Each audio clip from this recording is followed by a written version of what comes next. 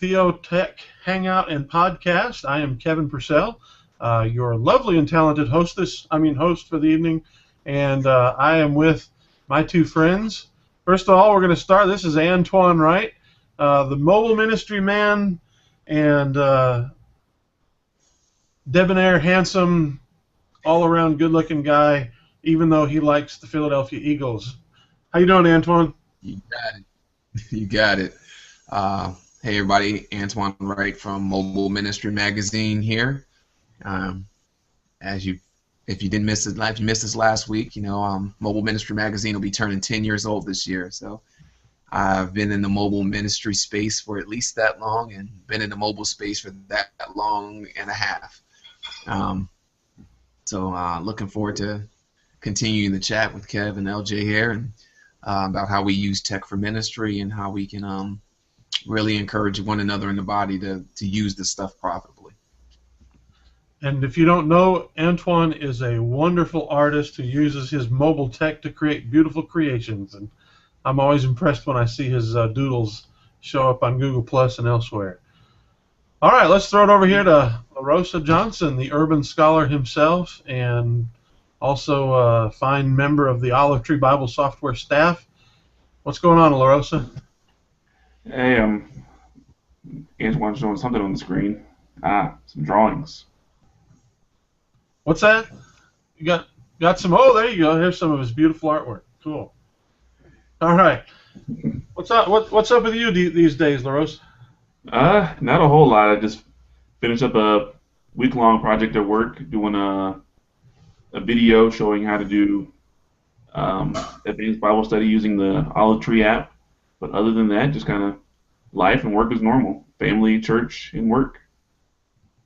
Yeah, we'll definitely hunt down that link so that we can show a little bit of that video, or at least give you guys a link to it that we'll put in the, we're going to call them show notes, stuff that we'll put below the video when we finish this at the end, and that way you can look at it. I got a chance. I didn't get to see the whole thing, but I got a chance to look at parts of it tonight before we started, and it's a really good video.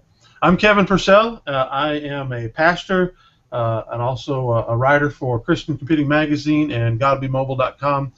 And so we're just here. We get together. We talk here on the TheoTek Hangout and Podcast about things related to church technology, Christian technology, Bible technology. Really calling it Christian technology. I don't think Jesus ever died for a computer, but you get the idea of what we're talking about. Stuff that Christians are interested in order to help build the kingdom of God and further the gospel and share the word. And so we'll kick it off. Any of you guys got something you want to start off with? A little bit of church tech news tonight. Antoine, you got anything? Yeah, definitely. If you guys are watching this and interested, the International Conference of Computing and Mission has their conference upcoming on June the 16th. Registration. Say that again. You sort of froze on registration is what? Registration is still open for it. ICCM.org. It's being held in Missouri at World Evangelism Fellowship. World Evangelism Fellowship. It's a 4-day, 4.5-day long, really retreat plus conference for those who do IT in missions and at home for the local church. So there's workshops, there's sessions. There are actually a few counselors there to help guys and ladies deal with, just some of the things that we don't talk about as much. Those who are in the IT space who may not get ministered to as much at home. There's some space for that, as well as just some general games and fellowship. That's been going on for 24 years now, and here in the U.S.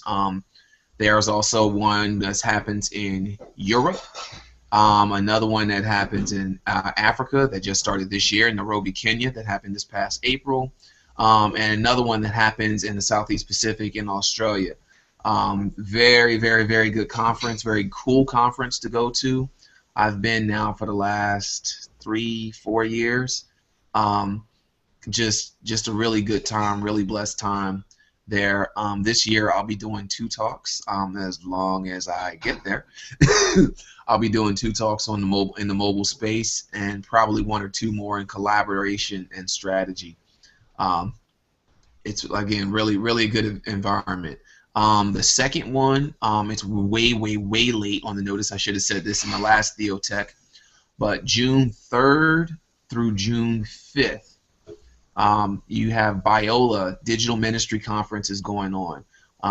That's another really excellent conference, especially for those persons who are in film and video, those who are doing mobile, those who are doing social media ministry. They have a lot of tracks this year about social media analytics, how to do ministry online, how to start a church online, and the pitfalls of doing online ministry. Some of the topics talked about. Registration is still going on for that. That's at Biola University in California, right outside of LA. So that's going on for 2.5 days. Another really good event to get to. And let me see, I missed one more. You got a link for that second one there? Events.biola.edu. Whew. Actually, I got a link for all of them. I'll put in the show notes what's called the Mobile Ministry Event Calendar. So this is a Google Calendar that has several events that are happening around the world that are related to technology and ministry, or just related to technology that may have some relevance to ministry. And so I'll shoot that link in our show notes somewhere when I find that show notes link. When I find that link, I'll go ahead and stick that in there so that we have really the ability to, here we go. Bam. There's a link. So that, there's a link to that calendar, as well as how you can subscribe to that calendar there, because the link is really nasty and it's a Googleized, really long link with some crazy characters to it. But if you're looking at that calendar, that's really the best way to be informed as to events that are happening going forward. There's a lot on there. Yeah, cool. I've got it up on screen right now for people to give a look. So. Yeah, there's always stuff going on. I do my best to try to stay at least 2 to 5 months ahead of whatever events are going on. Indigenous Africa just is about to happen. Indigenous Amsterdam is coming up really soon. It's another really good conference. The Ishikar Conference, which is going to be bringing together the heads of very many ministries. We talked about last time, just that idea of copyrighting the Bible and getting all of that together. So that's a conference that's going to be getting those guys together to really figure out how to move forward. So that's really a bulk of news. That's a whole vat of news, but it all is on that calendar, and it's all worth taking a look at. All right, LaRosa, you got anything you want to hit us with? No, I think Antoine hit all the good stuff. All right, cool. Well, one of the things I was interested in looking at, seeing today was some news that Microsoft was releasing a new Surface Pro tablet that many places all over the internet called it the MacBook Air killer, or at least the Ultra Mobile PC killer. That's not the right term. What's the term that everybody's using these days now for the thin and light computer? It's not. It's just gone for a second. But anyway, I found it interesting. I'm a tablet user. In fact, I picked up a new one today or this weekend, thanks to a very inexpensive deal on Craigslist. I sold my iPad Mini and bought a Samsung Galaxy Note 2014 edition with the proceeds of it. But I'll talk a little bit about that in a minute. The cool new Surface Pro, which they say is coming out tomorrow, a base price of $799, should be interesting. And they were making a big deal about inking with it. They even brought out the old crossword puzzles, which was really one of the things they made a big deal of, the very first tablet PCs from like 2001. And I remember a friend of mine said, "Hey, Microsoft produced a new product today, reminiscent of something they produced 13 years ago, and now they're calling it new because it's thinner and lighter." Anyway, what do you guys think of tablet PCs and now the new Surface, which is jumping up as Microsoft's third now attempt at trying to kill the iPad and all the many new Android tablets that are so popular these days? What do you think, Antoine? Well, I am not having just purchased a mini myself, moving from the iPad 4 that I had for about 10 days to getting a mini. I don't know that Microsoft is not playing to their strengths. A 12-inch tablet that really is a laptop replacement makes sense to some of the tablet-toting audience, or those who want a touchscreen audience. I think those who want a 12-inch screen are going to, even though it's about the size of an iPad, of the first-gen iPad, in terms of weight at least, it's going to be a little too big to carry around often. And so Microsoft might have, I know what they're aiming for. They're aiming for those who really want a laptop, but need or at least are enamored by the tablet. To that end, it'll be good, but I don't know that it's going to be really much of a mover for them, outside of maybe some of those enterprises that are looking at replacing workstations. They still really haven't answered the question of what the battery life is going to look like. I mean, it has to have all-day battery life. It has to be on Wi-Fi for 9 hours without dying. I mean, that's first and foremost. After that, things like inking, things like Office, those are all nice to haves, but the content management systems that Microsoft usually sells alongside their Office or Exchange or SharePoint, they don't really respond to inking so well. So I don't know how Microsoft is going to really move the needle to a pen-based computing environment, work computing environment. It's an unanswered question, and it's not one that's really going to be answered easily unless they really get some heavy hitters involved. I mean, where's the Photoshop Creative Cloud that works with this tablet, at launch?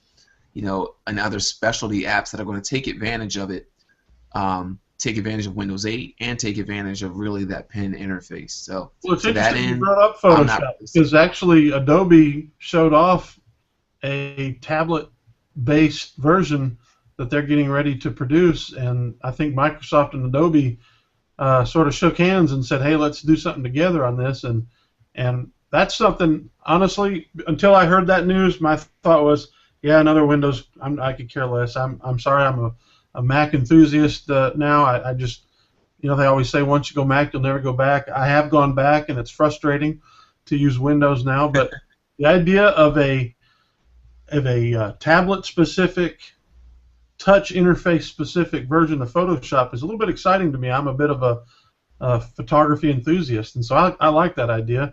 And I could see, in the church world, imagine going to a church event and taking a whole bunch of photos and quickly slamming those things onto a tablet and being able to do some really good photo editing in Photoshop to throw up on a website and say to little kiddies at the the Vacation Bible School, "Hey, we took your picture tonight. It's going to be, when you get home tonight, it'll be on our website. Go check it out." That draws people back to your website and maybe makes them start looking at, what are the other services that you have, and what are the other activities that you've got going on for kids. Maybe I'll show up on Sunday morning also because I see these cool pictures of your Sunday school class, and so that might be something interesting. I think actually. I don't know, man. I mean, that's a workflow that, I mean, anybody that uses Photoshop, that really gets down and uses Photoshop, they're going to sit down, they're going to sit in one place, and they're going to be busy for a few hours. They're not going to, you don't use Photoshop for a quick and dirty. We use GIMP, we use, Photoshop Lite for a quick and dirty. I don't see that being a needle mover. Now, if Adobe's version of Photoshop is going to do some really neat things with pins and layers, which is making me having to go and kill my Wi-Fi here for doing a video and looking at another video. But it's gotta, for Microsoft, a tablet has to move the needle. The TC1000, a decade ago, that moved the needle a little bit. It didn't move it enough because it was hot and the battery lasted 2 hours, but it's got to move the needle, and it's got to be more than just specialty applications, or to quote Steve Jobs, it's got to be more than PC like a truck. It can't be those specialized things. It has to be really general purpose for it to catch on, and I don't see Microsoft really trying to address that. What are your thoughts, LaRosa? What do you think of a Windows Surface Pro tablet update? Yeah, it's kind of funny for me to hear the announcement today after spending the last couple of days working on the project I've been working on, because I've recently switched my whole computing platform where I've sold my HP laptop.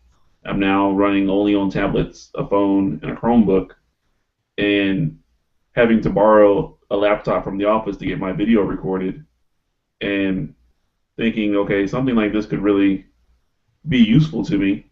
But then I'm thinking, okay, for the quality machine that I would want as far as the hardware goes, I'd be spending upwards of $1,600 to get something with like the i7 processor and all of that. And just thinking about that just really doesn't make a lot of sense economically, because for that same price, I can either get a MacBook Pro or I can get an Ultrabook that's the same size and probably a good bit more powerful.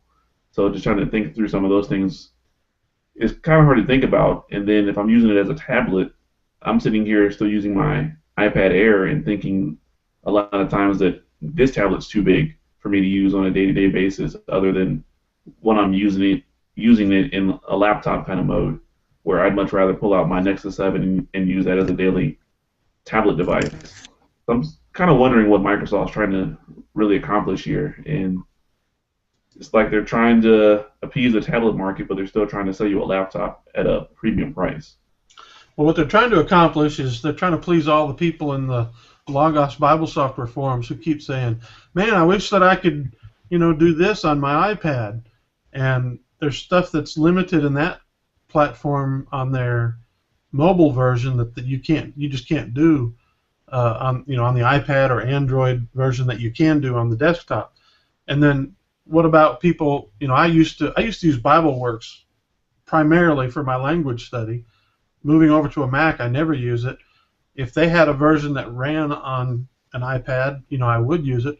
But something like this Surface Pro, I could go back to using BibleWorks. Now, honestly, I'm not going to do that, but I bet there's a pent-up demand for people in, again, the Bible software arena that would be pretty excited about that idea. And now think about, you did say the expense of a $1,600 tablet that's really a laptop that could also be used as a tablet at that price anyway.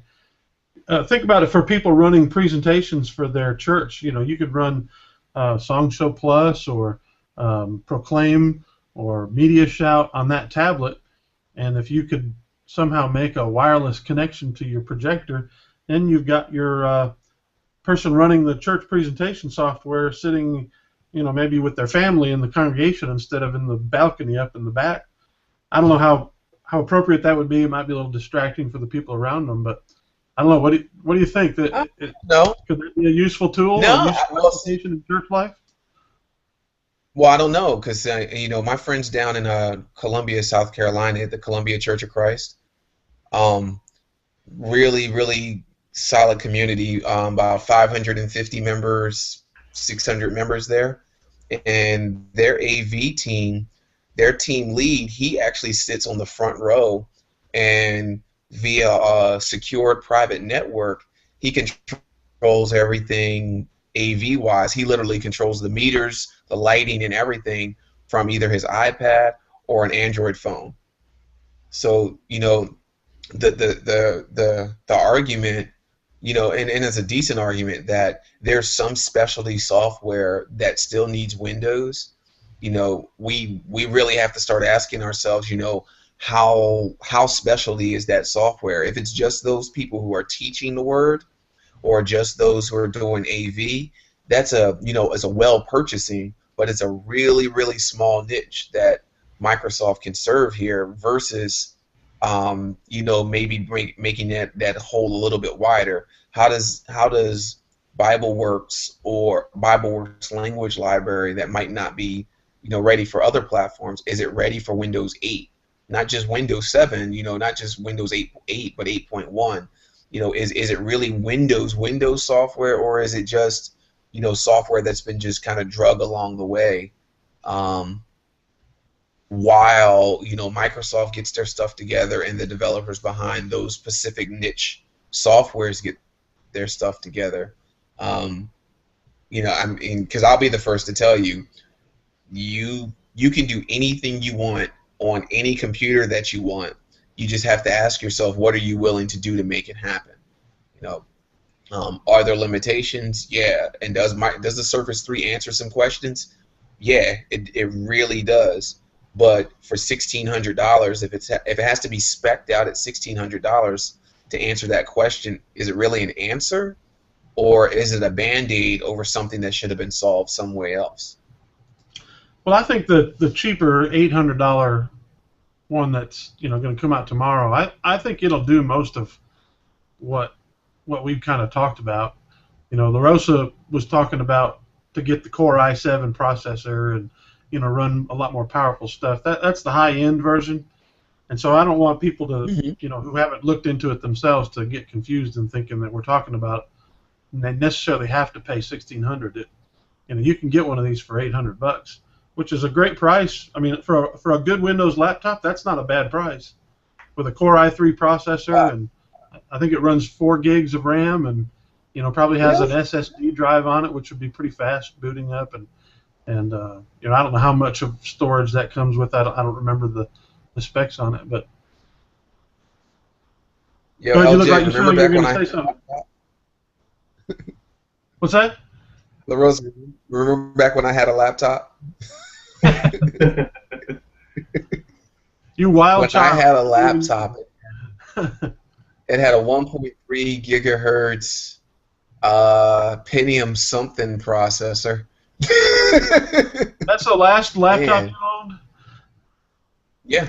Wow. Outside of this Chromebook that I'm talking to you on, I've Oh, I've literally done everything that I can over mobile, and it's okay, so you've got a Chromebook, so you do have a laptop.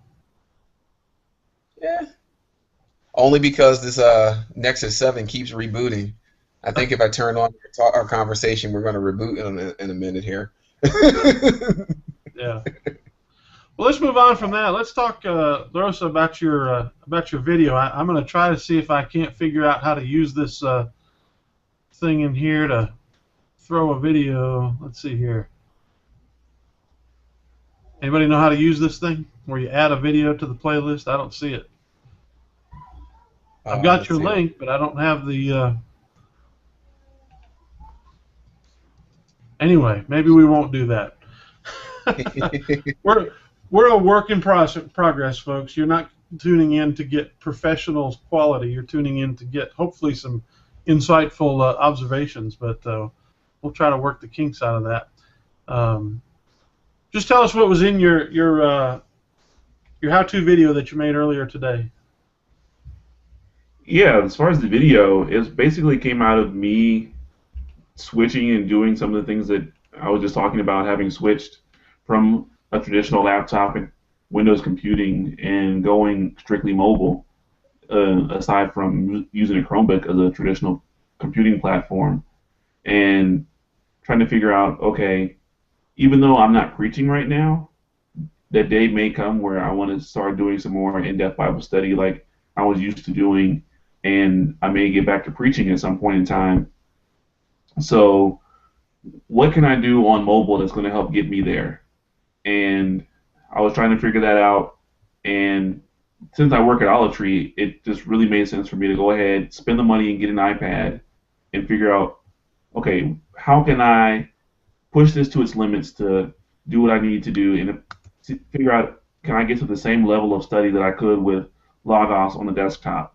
And ultimately, I found that I can. The major caveat is that basically it's a slower process because I'm limited to the 2 screens and having to switch back and forth between apps.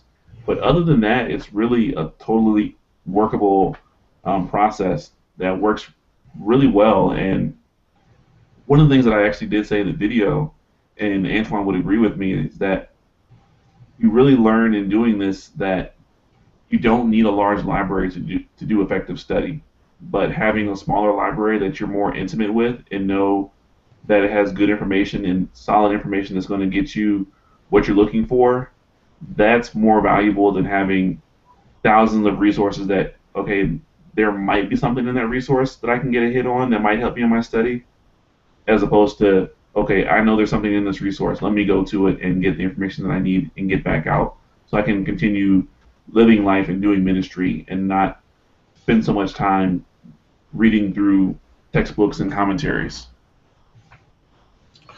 That's a really important point. I just submitted my next month's article for Christian Computing Magazine, where I did discuss, how to build a good theological library, and the point I was trying to make in that is, there are a certain set of books and resources that you need in order to have a solid theological library. But one of the points I did try to make in that article, that it'll come out sometime this month. I'm usually the guy that they're saying, can you finally get your article in so I can actually submit this thing and get it pushed out? So, it's the May issue, and here it is, the 19th, and or 20th, and I just submitted mine. But anyway, the point I was trying to make in that thing was, you need some books, but don't go crazy. I think some people, we're collectors, and we just want to amass a large collection. I've got Word Search, I've got Logos, I've got Olive Tree, PC Study Bible, Bible Works. I've got all the Bible Glow. I've got all these different books, and in some of them, like in Logos, I've got over 3,000 books, and I never even look at 10% of those. So do I use 300 books every week in Bible study? No. Do I use 30 books every week in Bible study? Probably not. So you're right. You need to temper that. What are your basic steps, though, LaRosa, if you're going to do? Let's say you're preaching this Sunday, and kind of give us just sort of your overview of what you go through using your Logos or your Olive Tree Bible app on your iPad. Yeah, sure. If you watch the video, you'll see that I broke it down into 10 steps, and that's excluding doing all the background work, so finding out like when the book was written and all the background information as far as the city. If you exclude that step, then there's a 10-step process that I use, and it really just starts, number one, with just reading the text and getting really familiar with it. And so finding whatever your primary translation is and reading it straight through, especially if it's something small like I used in the video, 2 Thessalonians, where it's only 3 chapters. You can read that in about 10-15 minutes, and then just keep reading it until you're familiar with it and you have a firm idea of what the author's talking about. And then from there, switching over, pulling out a couple of different translations just to kind of get a different feel for it. And one of the ones I like to use is like the NLT, just because it's got a really good dynamic translation that I find to really bring out a lot of the things that really help me understand the passage, especially some of the more difficult ones. And then from there, I go in and I create a document, and I use Evernote. So from there, I go in and I break it down into 2 sections. I break it down into questions. So anything that, as I'm reading, any questions that I have that I want to try to answer, I write those down so that I can go in and remember it and then try to find the answer for it. And then I also go in and make observations. So any observations which are things that are pretty much just obvious to me as I'm reading the text, I mark those down as well, just because I'm kind of scatterbrained sometimes, where I'll have a really good idea, and if I don't write it down, I'll just completely forget it, and I can't for the life of me remember it later. So that's what that section is for, is just me writing down observations from the text. And then the third step is finding words that I want to do word studies on, because we all know that sometimes that's a really important step, depending on the passage that you're looking at. Like in the passages that I was doing in 2 Thessalonians, the first couple of verses, Paul used a couple of synonymous terms, like persecutions and afflictions and enduring, and steadfastness. And so I'd want to know what the nuances of those two words were. So once you've gotten all that stuff put together of what you are trying to answer and the word study that you want to do, steps 4 and 5 are really just going in and trying to answer those questions using the resources that you have available to you. So doing your word studies and looking at your commentaries, but I try to stay away from my commentaries as much as I can until the very end, because I found that when you're going through and looking at your commentaries, a lot of time you're getting interpretation and not so much exegesis of a passage, unless you have one of those commentaries specifically. And then after I've done all that, I go through and look at all my cross-reference resources, trying to find related passages, related terminology across different books of the Bible and different verses. And mainly for that, because I'm not trying to be isolated to just the one passage, but trying to get the full picture from Scripture and letting Scripture interpret Scripture as far as how I understand things. And then once I've done all that, that's when I finally get to my commentaries and look at those, and that's mainly for me to, one, double check and do fact finding, make sure that, okay, that everything that I've come to a conclusion to, that I'm still within orthodoxy, that I'm not coming up with some kind of heretical teaching. And so I kind of use that to fact check it. And even though I probably label myself right now as a Calvinist, I read Arminian commentaries, and so I read the whole gamut and really try to find the best information that I can and distill that for study. And then from there is really just a matter of putting it all together in an outline and preparing to teach it. Awesome. You said that you use Evernote to collect your knowledge, information that you're getting. I want to ask you two questions about that. First is why Evernote and not the built-in Notes app in Olive Tree? And then second of all, how do you organize that in Evernote?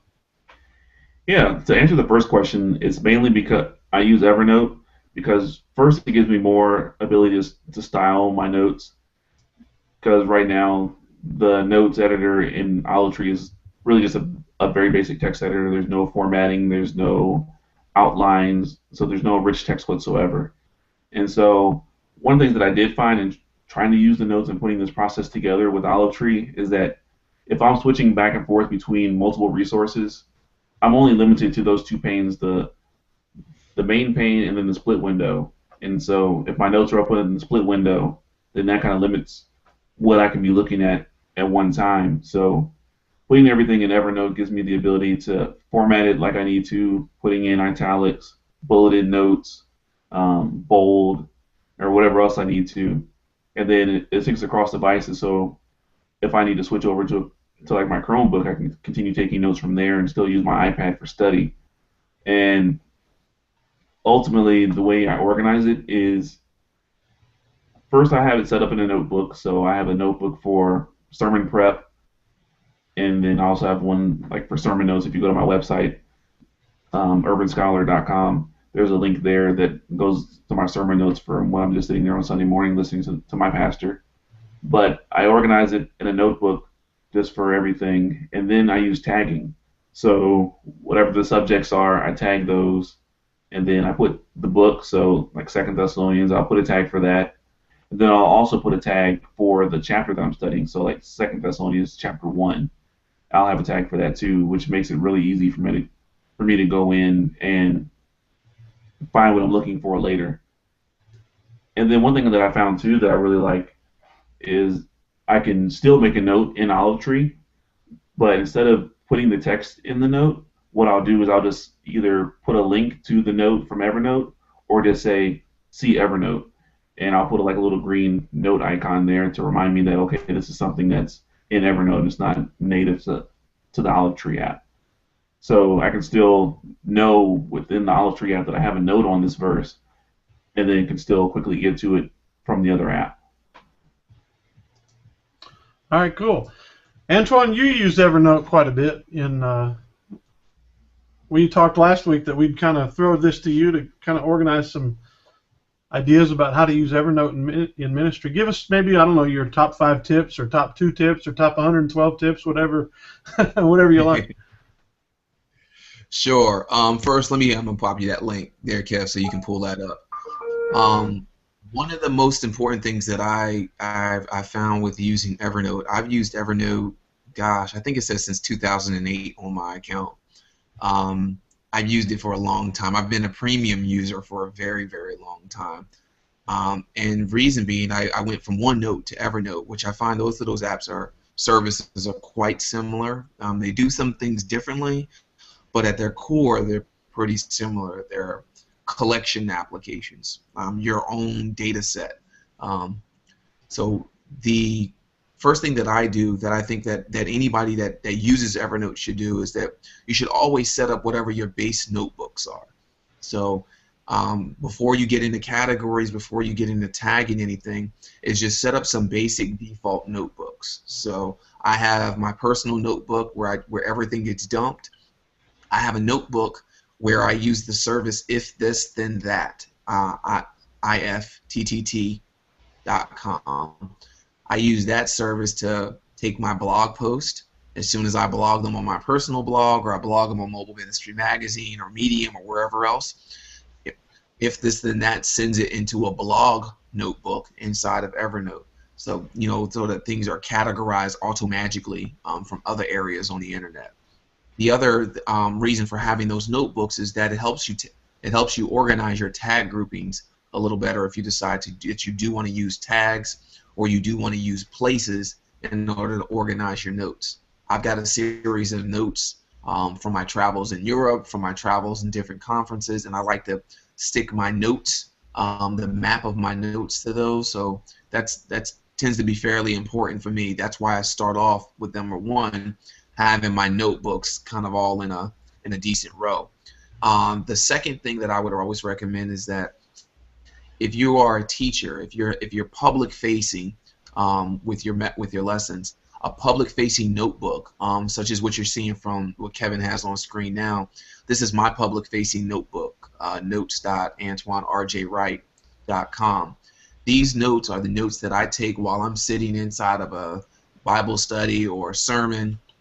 And I take these notes, so that guys like LaRosa can fact check a brother from across the country and give me heads up on the things that I'm thinking about while I'm listening to a message. But then also, it gives me an opportunity to be able to link back into notes, things that I've said previously, things that I've written previously, so that I know that if I'm hearing any kind of duplicate messages or duplicate languages, it gives me something easy to search with, and it gives those who are following me something easily to catch me with. And I can almost guarantee you that in my notes there's some very strong opinions in there. That's why it's my notes. That's number 2.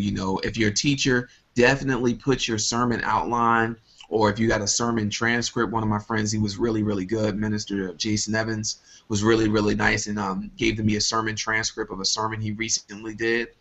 So I put that in there. Those are valuable. Those are what the layperson finds is valuable, and even though everybody may not download it, knowing that they can go back to it and say, hey, he talked about this a couple Sundays ago, do you want to see this message again, without necessarily getting the audio version again. So because I do a lot of reading and obviously a lot of writing, that tends to be fairly important for me. The fourth thing that I would say is don't just write text. The one that Kevin's on right now that showed a picture of a bulletin, or that has some audio clips to it. I definitely use every facet of Evernote possible. So I'll take a snippet of audio of a worship song that I heard that I like, that I might want to go back to. A snippet of a sermon if I catch it really fast. Those are always good. Taking a picture of your surroundings. Sometimes I just take a picture of my face because it's something I'm going to do to keep me occupied. Anybody got any idea where that audio is coming from? That's coming from one of the places of audio that you played. Oh, is it from that Evernote book? Yeah, it is. Okay, all right. So that's one of those really cool things that you can do in Evernote. Okay. I don't want to put the AV guy out of business, so to speak, but everybody with Evernote and a mobile device or tablet can be their own audio recording of the sermon. As long as they're sitting in a good place and that they've gotten permission to do so. And then the last thing that I'm doing lately with Evernote is I'm using Wikitext, or a version of Markdown text, in order to write my notes, because I'm also using Evernote with another content management notebook. A lot of us, like LaRosa explained, use very different pieces of software. So we may have our Olive Tree or our Logos or our Accordance, etc., pieces of software where much of our primary notes may want to lie. We may want to keep them there. But having a presentable version or a shareable version in Evernote is very helpful, not just for yourself. It gives you a chance to read back, but also for the software that you're working with. I think that, just as much as our Bible and our commentaries are valuable pieces of content, so are the thoughts that we have around our text. And so, number one, organize your notebooks. Number two, have a public notebook. It's not a bad thing for anybody who's publicly teaching to have a public notebook of stuff that they're sharing. Number three, use everything that Evernote has to offer: audio, video, pictures, you name it. There's the handwriting version. If you're using Penultimate on an iPad, or you're using the Android version, you can handwrite right inside your notes right now. Definitely take advantage of that. And lastly, really just get out there and share. Collaborate, share, and use what Evernote has to offer. It's been really beneficial for me. It's helped me, really refine how I do too many things with Evernote and outside of it. And I think it'll be pretty helpful for anybody else who's, looking for a journaling place for their Bible study notes, their sermon notes, or anything similar.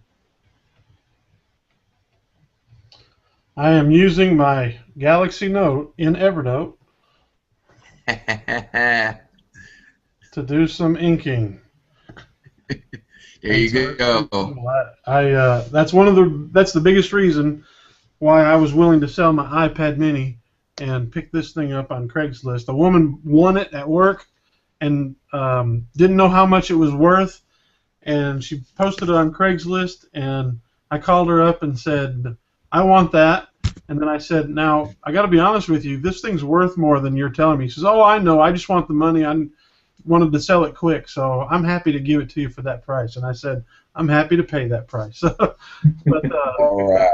That's pretty cool. One of the things I like about Evernote, and we can talk about using it in the various useful situations that we have, but one of the things I like about Evernote is the camera feature built in. Let me just kind of show you here. Oh, you do document camera? Oh, I love that piece. That's one of my favorite pieces. Take the picture here, the camera open. Of course, I've got my ugly basement. But, let's say I want to get a picture of a magazine article that I've been reading. And so I can snap a picture of that and import it into Evernote so that I can easily remember it later or use it later. What's funny is when I'm in meetings with my fellow pastors, I'm very involved in our Association of Churches here in Burke County, North Carolina, the Catawba River Baptist Association. I'm the missions team coordinator, and then I also serve on the administrations team. And whenever the director of missions will pass out papers, everybody else is grabbing the paper and marking all over it. I snap a picture of it with my iPad or now my Galaxy Note and import it into Evernote and mark it up that way. And I give them the paperback. Say, here, give this to somebody else. So he sort of knows now not to make an extra copy. He makes one less copy of all the paperwork because he knows I'm going to just take a picture of it and throw it away or give it back to him. But that's a really useful tool. And also, when you meet people, if you've got your phone, pull out their business card, snap the card, and then give it back to them. I don't save business cards. I throw them away. And that way that person can save it and give it to somebody else, but I've still got the information stored in Evernote. And it's a lot more useful way way of doing it. Yeah. And then the third thing, let me just tell you one more thing I use it for, is as a pastor, I keep my mileage, and whenever I go make a visit to the hospital or go to a conference or something that's church related, then I'll pull out the audio recording feature in Evernote on my phone and tap it, and I'll record the beginning mileage. When I get home, I'll record the ending mileage, and then at the end of the month, I just listen to those audio recordings and put it in my spreadsheet to hand in my treasurer so I can get reimbursed for mileage. So that's another possibly interesting little useful tool for people who do ministry and get benefits like that from the church they work for. Well, Kev, I wanna throw something out there. We a lot of times talk about software in a one-to-one environment, but one of the strengths of Evernote is actually using it collaboratively, using it with a lot of people. So one of the notebooks that I have, or several of the notebooks that I have, I share those when I'm doing various projects. So that actually becomes our project folder. And that allows all of us to A, use Evernote, but be able to share multiple assets. So some of us might be familiar with doing that in maybe a Google Drive folder or doing that in Dropbox. But one of the neat things about Evernote is that you can do that. You can actually take a snapshot of a whiteboard while you're inside of a project, and then you can mark that up and dump that into your Evernote project folder. Somebody else can take that same photo and they can mark it up in there, or they can mark up your picture afterwards, so that you're now actually collaborating in the same kind of content area, if you will, a makeshift intranet or project folder. Evernote is really, really good for that. And if your teams are acting that kind of collaboratively, if they're not, using Evernote is actually one of the easiest collaborative tools. You end up, selling folks on Evernote, into those heavy users. They really quickly want to go, pay the $45 a year or so to go get the premium version, so they can save everything: business cards, audio, etc. Another thing, if you're not into drawing on a tablet, or you don't really have that capability, something that I've just recently gotten are these Evernote paper notebooks. And they are specially marked, and they give you these little stickers that you can use to mark up your notes. And you can actually tell Evernote, when I take a picture of that, if you see one of those stickers, you know to add this tag, put it in this folder. And so you could set one of those up, your folder, for one of those, like you said, a project like that. You're taking notes at a meeting, you ink all your notes, put the sticker on there that says that's the church outreach project folder, and it'll automatically go into that folder. And then using Antoine's suggestion of sharing that folder, or that notebook rather, then that gets in there, and other people use that. So Evernote's just a great tool. And by the way, if you buy those notebooks, you get points that you can use towards extra months of the subscription. So you can get those things and add. If maybe you've already got a year's worth of the premium subscription, you can get 3 more months, I think it is, when you buy a set of 2 of those notebooks. So it's well worth it. I recommend it. Yeah, that's the nice thing about the premium subscription too, is that if you're taking a picture with text on it, it'll do OCR recognition, so you can do a search on that picture for text that's in it. So that's a nice added bonus for an incentive for upgrading to premium. Yeah, I always forget that. Well, awesome, guys. There's one more thing. I sort of would like to, if I'm able to, on a weekly basis, share with you my favorite things. And I want to share a couple of things that I just picked up. One of the things I'm really excited about trying to do is use that new Samsung Galaxy Note to do whiteboard during my Bible studies at church.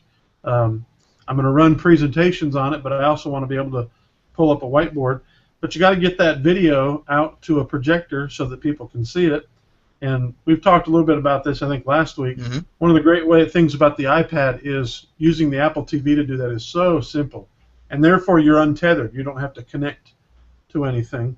On the Android side, one of these things, if you can see that there, the Chromecast. That's a useful tool for displaying video and pictures. It's not very good to use for doing presentation software, like showing a PowerPoint presentation. They just haven't got that part of it done yet. Not yet. Not yet. It's coming. They say they're going to make Not their yet. presentation app work with it, but it's just not here yet, and that's so frustrating. It's like, come on, Google, you're so close. But anyway, so what I found a cool. This is a Miracast dongle. It's an HDMI dongle. Now notice it's really wide, so I've also took the little extension cable that came with. I think it actually came with my Chromecast. I don't use the Chromecast. I just plug it into there. And what you then can do on an Android tablet is go in here to Settings, Connections, and down here you can almost make that out. I wish there was an easy way to share this with you at the same time as seeing it. There is. I know I can do it. It's just I haven't set it up. But you hit that screencast, screen mirroring down there, and the thing will show up right here. You tap on it, and it mirrors the screen just like it works with an iPad and an Apple TV. It's not as elegant and easy as iOS with the Apple TV, but if you're like me and you're sort of interested in Android, it works great. The link to it, I'll put it again in our show notes. I got this thing on Amazon for $30, so it's actually cheaper. Where'd you get the TronSmart? It's the Is that the TronSmart. TronSmart? TronSmart T1000. Yeah, that's a good one. The it's a little finicky. They're working on iPad on AirPlay mirroring, so that actually might be a one-stop-all solution for Android and iOS. Yeah, it's sort of in beta.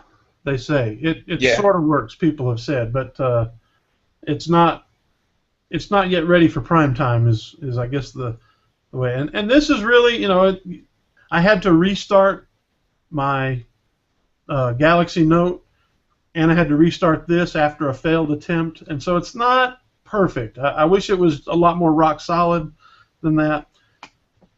On the other side, what I didn't bring in here is I also have a Kindle Fire HDX, a 7-inch Kindle Fire HDX, and they now have the Fire TV, and that's rock solid.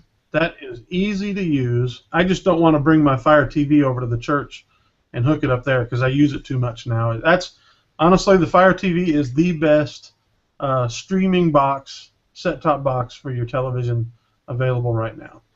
And so that it was so good that I actually had to get the Kindle Fire HDX to work with it and use alongside it. So give me an excuse to buy another toy and write about it, that kind of thing. So, but I just wanted to share that with you. It's pretty cool. I'll put a link in our notes when we're finished with this Hangout. Well, unless either of you guys got something else that you want to share, or are we done? Oh man, yeah. Let me share one thing. I know if I can count anybody's on going to you, be, Sean. I gotta always have stuff. I forgot. If anybody's going to be in the Charlotte area on Sunday, August the 10th, at the Simmons YMCA, I will be preaching for a new good friend of mine. I'll be stepping into that role of pastor for a hot minute, or at least preacher, teacher for a hot minute, which should make La Rosa happy.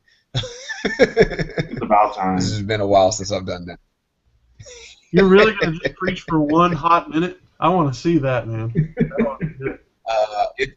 It most likely will be recorded as well, so I'll definitely try to make sure that that's recorded. But You ever yeah, see these that's people something. who, they show some movie or something, and it's like the whole movie in 2 minutes? I want to see one of those of your sermon. That would be awesome. I won't be moving around much good. if that were. I'll have to think about you. I'm actually on vacation right now, and I should have thought about having you come up to Valdez and preach for me this weekend. Maybe I'll think about that the next time I go. We're going to take a couple more weeks in July, so we'll have to connect then and see if I can get you to come up Yeah, our let me way. know. Yeah, let me know. You're right up the road. I can do that. That's not a problem. LaRosa, you want to fly in from Washington and preach for me? If you'll have me. On your dime. Hey, No. it's to be the family. What, you got anything else for us you want to share tonight, or? I think the one last thing I want to say is just I'm really excited about, especially because of Antoine the past few weeks, couple of months, is using technology for fitness. I mean, we think so much about using technology just in like church technology or productivity, but just using it for fitness. Like a few months ago, I bought this Polar Loop fitness tracker, and having that has really made a big difference in just overall my fitness levels. It's shown me how inactive I really am, and this has been a motivation for wanting to go through and be more active, which actually was a good part of me selling my laptop and selling my word search library, was so that I could change to a more mobile environment, and then also getting a bike so that I could. I only work, I only live like 7 miles from the office, so there's no reason why I can't get on a bike, especially in the summer, and ride to work. So those kind of things, and just being able to have like the companion app on my Android device has just been a really good motivation. So it's nice to see that technology is being used for more than just like gaming and productivity, but that it can also be used to just really help change lives as well. That's awesome. As you can tell by looking at me, I need to get myself back into shape and have been trying to do so over the last couple of months. I've dropped a few pounds. Need many, many more to go. I haven't picked up anything like one of those yet, but I do have. I don't know if you're familiar with these Bluetooth wireless scales. I picked up one of those, and it's nice to use my phone to help me track my weight loss, and it's encouraging. So it makes you feel better. And every time I walk by that scale, it's sort of as a reminder, hey, I need to eat a little healthier Is it the so I Withering can model? keep from breaking that thing when I get on top of it. What was that? Which model is it? Is it the Witherings? Yeah, WIT yeah. Witherings model? It's the All cheapest right, one they cool. had. Yeah, Yeah, that's a yeah, I really bought good one. one. There was a It, Groupon special. I ended up buying one a couple yesterday. It was from Weight Gurus. They had a Groupon for really? $27. So Wow. What? Oh man, I What? spent 3 times that on mine at Best Buy. I know I didn't get it at the best place, but I wanted to get it home that day, so that's why I did it. Well, that's Well, good. Well, Kevin, hopefully, maybe you and I will be the shrinking man, and maybe at the end of this year, we'll be as fit and trim as our buddy Antoine is here. that hey would be nice. man, Seriously, you know if one. anybody just out there, if you are willing to say a prayer for me about this is it's my health is at stake here. I was diagnosed with diabetes about 3 months ago, and so I have to get it under control, or I'm going to die. It's going to kill me, and I want to see my kids. They're not married yet. I've got a 16 and a 20-year-old, and if they should grow up and get married, I want to see grandkids and serve the Lord as long as I possibly can. So I appreciate your prayers in that area. I always want to ask as many people to do that for me. I'd really be thankful if you'd be willing to say a prayer for me when you think about it. We'll do. All right, We'll guys. do.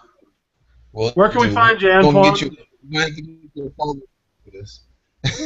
Let's say that again. We're gonna have to get you that Polar Loop so you can jump in with us. Okay. Where can we find Jump you in with after us. we're done here? If people want to follow you on various sites and places. Okay, here's the rundown. This is where you can find me. AntoineRJWright.com, or you can catch me ARJ Wright, WRIGHT on Twitter, or MobileMinistryMagazine.com, Mobile Min Mag on Twitter. And if it really, really, really, really, really get hard and you can't find me and you're looking for me, just type in Mobile Ministry.